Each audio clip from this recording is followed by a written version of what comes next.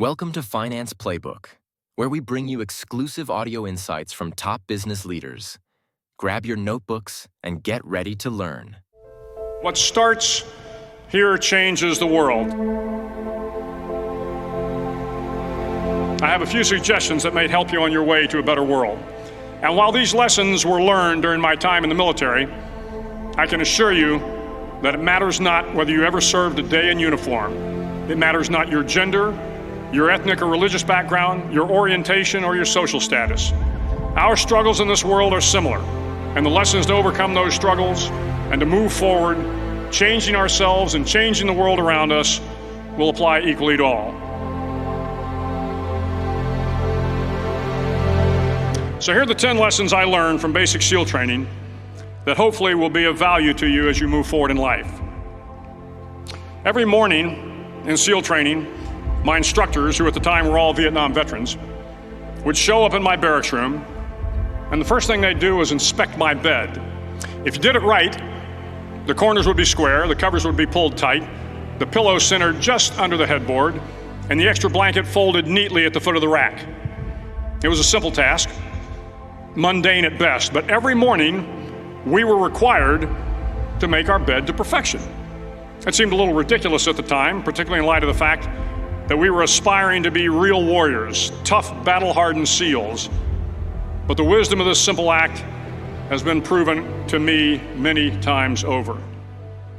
If you make your bed every morning, you will have accomplished the first task of the day.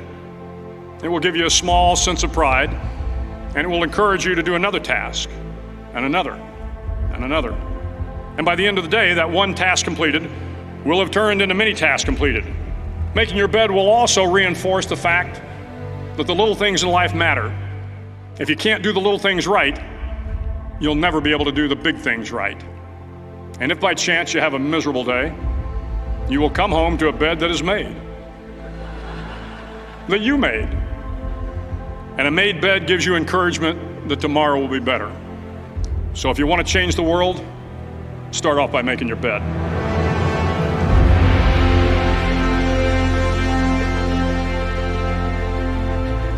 During SEAL training, the students are all broken down into boat crews. Each crew is 7 students, 3 on each side of a small rubber boat, and 1 coxswain to help guide the dinghy. Every day, your boat crew forms up on the beach and is instructed to get through the surf zone and paddle several miles down the coast. In the winter, the surf off San Diego can get to be 8 to 10 feet high, and it is exceedingly difficult to paddle through the plunging surf unless everyone digs in. Every paddle must be synchronized to the stroke count of the coxswain. Everyone must exert equal effort, or the boat will turn against the wave and be unceremoniously dumped back on the beach. For the boat to make it to its destination, everyone must paddle. You can't change the world alone. You will need some help.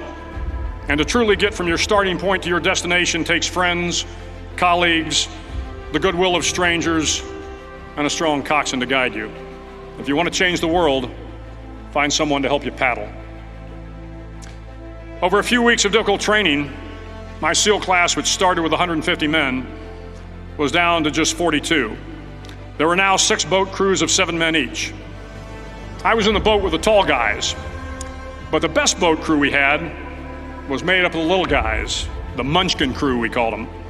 No one was over 5'5". The Munchkin boat crew had 1 American Indian, 1 African American, 1 Polish American, 1 Greek American, 1 Italian American, and 2 tough kids from the Midwest. They out-paddled, outran, and outswam all the other boat crews.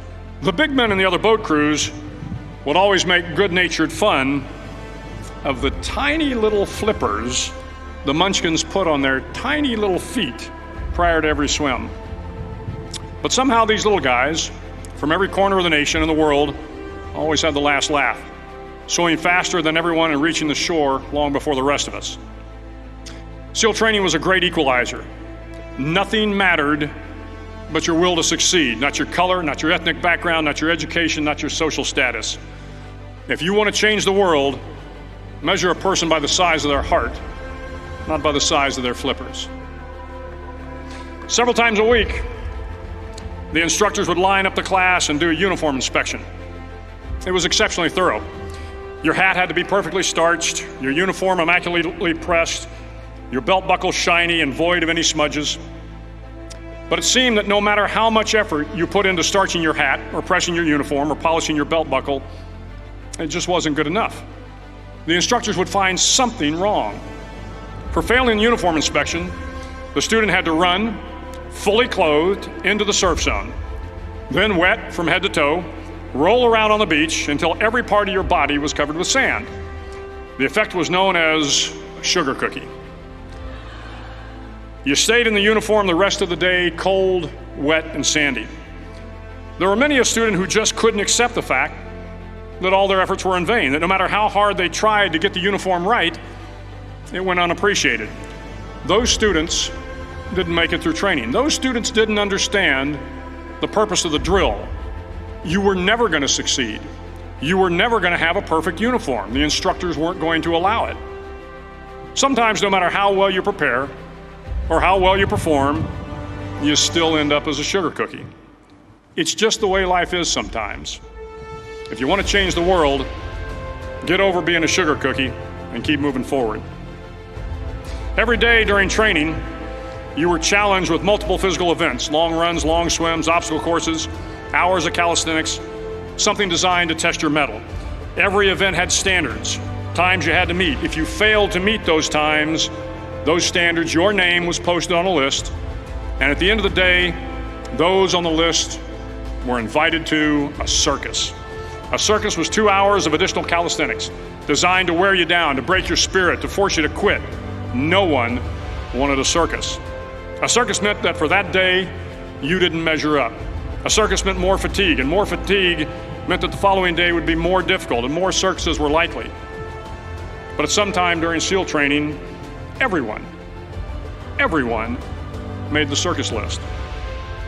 But an interesting thing happened to those who were constantly on the list. Over time, those students who did 2 hours of extra calisthenics got stronger and stronger. The pain of the circuses built inner strength and physical resiliency. Life is filled with circuses. You will fail. You will likely fail often. It will be painful. It will be discouraging. At times, it will test you to your very core. But if you want to change the world, don't be afraid of the circuses. At least twice a week, the trainees were required to run the obstacle course. The obstacle course contained 25 obstacles, including a 10-foot wall, a 30-foot cargo net, a barbed wire crawl, to name a few. But the most challenging obstacle was the slide for life. It had a 3-level, 30-foot tower at one end and a 1-level tower at the other. In between was a 200-foot long rope. You had to climb the 3-tiered tower, and once at the top, you grabbed the rope, swung underneath the rope, and pulled yourself hand over hand until you got to the other end. The record for the obstacle course had stood for years when my class began in 1977. The record seemed unbeatable until one day a student decided to go down the slide for life head first. Instead of swinging his body underneath the rope and inching his way down, he bravely mounted the top of the rope and thrust himself forward. It was a dangerous move, seemingly foolish and fraught with risk. Failure could mean injury and being dropped from the course. Without hesitation, the student slid down the rope perilously fast. Instead of several minutes, it only took him half that time. And by the end of the course, he had broken the record. If you want to change the world, sometimes you have to slide down the obstacles head first. During the land warfare phase of training, the students are flown out to San Clemente Island, which lies off the coast of San Diego. The waters off San Clemente are a breeding ground for the great white sharks. To pass SEAL training, there are a series of long swims that must be completed. One is the night swim. Before the swim, the instructors joyfully brief the students on all the species of sharks that inhabit the waters off San Clemente. They assure you, however, that no student has ever been eaten by a shark, at least not that they can remember. But you are also taught that if a shark begins to circle your position, stand your ground. Do not swim away. Do not act afraid. And if the shark hungry for a midnight snack, darts towards you, then summons up all your strength and punch him in the snout, and he will turn and swim away. There are a lot of sharks in the world. If you hope to complete the swim, you will have to deal with them. So if you want to change the world, don't back down from the sharks. As Navy SEALs, one of our jobs is to conduct underwater attacks against enemy shipping. We practice this technique extensively during training.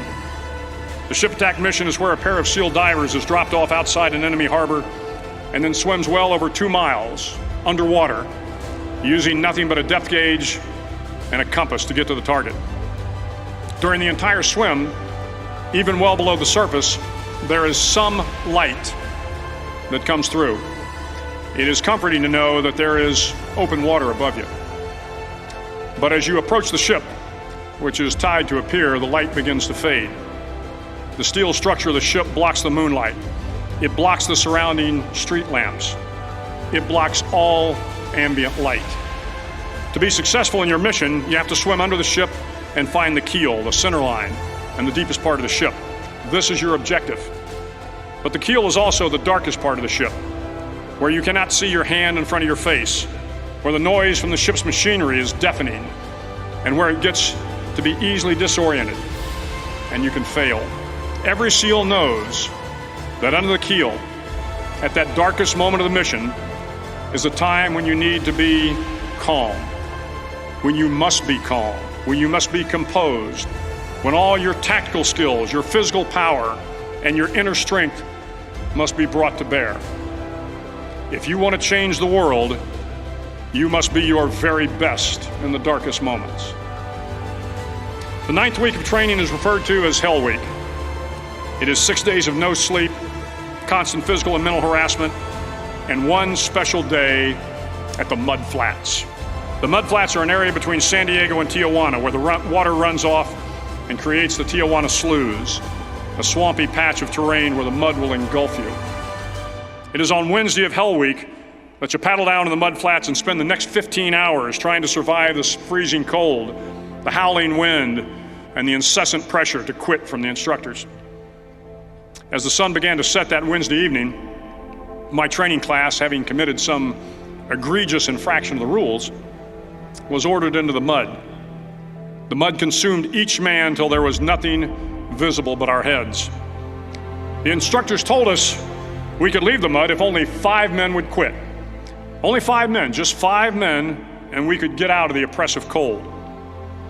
Looking around the mud flat, it was apparent that some students were about to give up. It was still over 8 hours till the sun came up. 8 more hours of bone-chilling cold. The chattering teeth and the shivering moans of the trainees were so loud, it was hard to hear anything. And then one voice began to echo through the night. One voice raised in song. The song was terribly out of tune, but sung with great enthusiasm. One voice became 2, and 2 became 3, and before long, everyone in the class was singing. The instructors threatened us with more time in the mud if we kept up the singing, but the singing persisted, and somehow the mud seemed a little warmer, and the wind a little tamer, and the dawn not so far away. If I have learned anything in my time traveling the world, it is the power of hope, the power of one person, a Washington, a Lincoln, King, Mandela, and even a young girl from Pakistan, Malala. One person can change the world by giving people hope. So if you want to change the world, start singing when you're up to your neck in mud. Finally, in SEAL training, there's a bell. A brass bell that hangs in the center of the compound for all the students to see. All you have to do to quit is ring the bell. Ring the bell, and you no longer have to wake up at 5 o'clock. Ring the bell, and you no longer have to be in the freezing cold swims. Ring the bell, and you no longer have to do the runs, the obstacle course, the PT, and you no longer have to endure the hardships of training. All you have to do is ring the bell to get out. If you want to change the world, don't ever ring the bell. It will not be easy. Start each day with a task completed. Find someone to help you through life. Respect everyone. Know that life is not fair and that you will fail often. But if you take some risks, step up when the times are the toughest, face down the bullies, lift up the downtrodden, and never, ever give up.